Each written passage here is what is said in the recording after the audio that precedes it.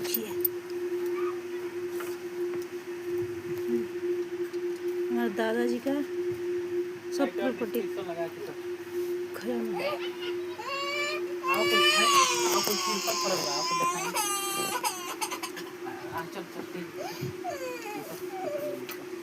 भेजे बिस्कुट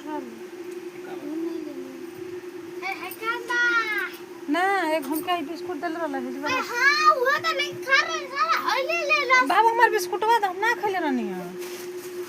तू राजा गुनगुन बाबू हमके दे दे हमें जे धइले रहनी बिस्कुट एगो द हमार वाली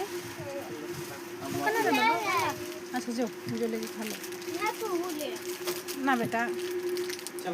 हम तो चाचा के दे दिए हमके ना बिस्कुट पसंद है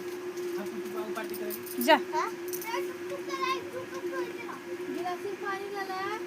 नलका से ये देखिए ड्रम है इसमें